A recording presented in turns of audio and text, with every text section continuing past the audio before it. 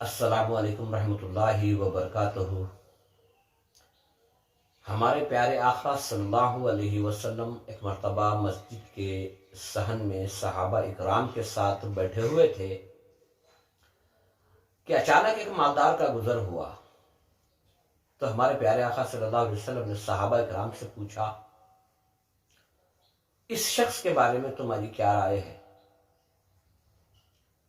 تو صحابہ اکرام رضی اللہ تعالیٰ عنہ مجمعین نے فرمایا، اے اللہ کے رسول، اگر یہ شخص کسی کے حق میں گواہی دے دے تو لوگ فوراً مان لیں، اگر کسی کے گھر نکاح کا پیغام پہنچائے یا بھیجے تو فوراً قبول کر لیں۔ اور تھوڑی ہی دیر گزری تھی کہ ایک غریب مفلس کا گزر ہوا۔ تو آپ صلی اللہ علیہ وسلم نے پوچھا صحابہ اکرام سے کہ اس شخص کے بارے میں تمہاری کیا رائے ہے؟ تو صحابہ اکرام نے فرمایا، اے اللہ کے رسول، اگر یہ رو رو کر بھی کسی کے حق میں گواہی دے تو لوگ نہ مانیں، اور کہیں نکاح کا پیغام بھیجے تو لوگ قبول نہ کریں۔ تو ہمارے پیارے آقا صلی اللہ علیہ وسلم نے فرمایا، پہلے والا جو مالدار تھا، ایسے لوگوں سے اگر پوری زمین بھر جائے،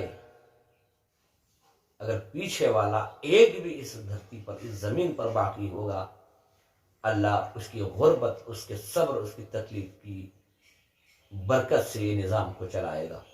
میرے بھائیوں، یاد رکھو، مظلوم کے ساتھ اللہ کی مدد ہے۔ مظلوم، مفلس، غریب جو ہوتا ہے وہ ہمیشہ تکلیفوں یا مصیبتوں سے جڑا ہوا ہوتا ہے، لیکن ان تکلیفوں میں بار بار اللہ کو پکارتا ہے، دل سے اللہ کو یاد کرتا ہے۔ اور جو مالدار ہے، جس کے پاس ہر بات کی سہولت ہے، وہ کیسے دل سے اللہ کو پکارے گا؟ تکلیف ہی وہ چیز ہے جس سے دل میں اللہ کو یاد کرنے کی توفیق ملتی ہے۔ مظلوم کے ساتھ اللہ کی مدد ہے، اور ہمارے پیارے نبی صلی اللہ علیہ وسلم نے فرمایا، مظلوم، مجبور، لاچار، بے بس جو ہے، اس کی خاموش دعا ہو یا بد دعا ہو، انسان کی زندگی کو بنا بھی دیتی ہے اور تباہ و تاراج بھی کر دیتی ہے۔